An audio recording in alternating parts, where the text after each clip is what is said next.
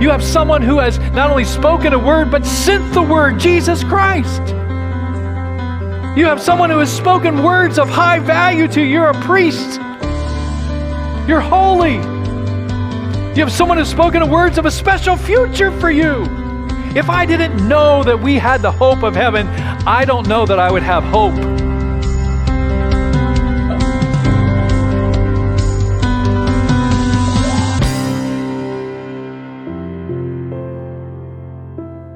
The search for blessing is not anything new.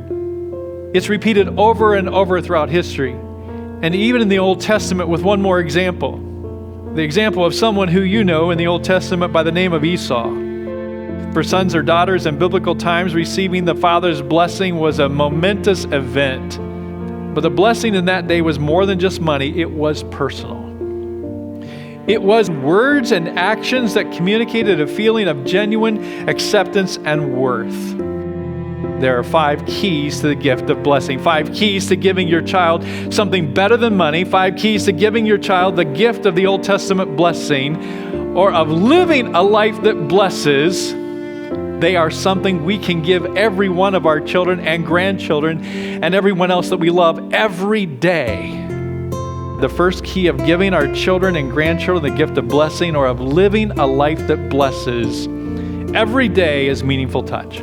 First of all, because an appropriate, meaningful touch provided a caring context to the words that would be spoken. And second, because appropriate, meaningful touch also provides many physical benefits. Now, there's a second key to giving your child or grandchildren the blessing, or living a life that blesses, and that is the spoken or written word. So the crucial keys to living a life of blessing are: first, appropriate, meaningful touch; second, verbal or written blessing. But notice, words are not enough.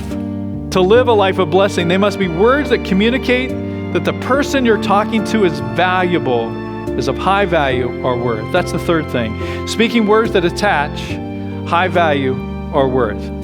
But notice his words of blessing that he gave Jacob, thinking he was Esau, were not only words that attached high value, but they were a fourth thing. They were also words that pictured a great future.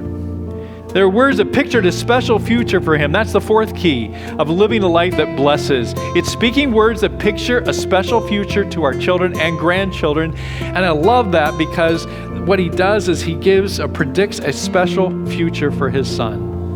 But now there's one more. The fifth one is this: expressing an active, ongoing commitment. One touch and words are not enough. They have to be backed up with active, ongoing commitment. You can't tell your kids you're going to be a great piano player and never buy them a piano. There has to be an active, ongoing commitment that supports your meaningful touch, that supports your words, that picture a great future.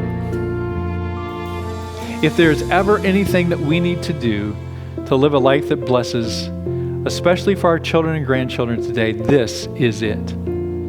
Go and be a blessing.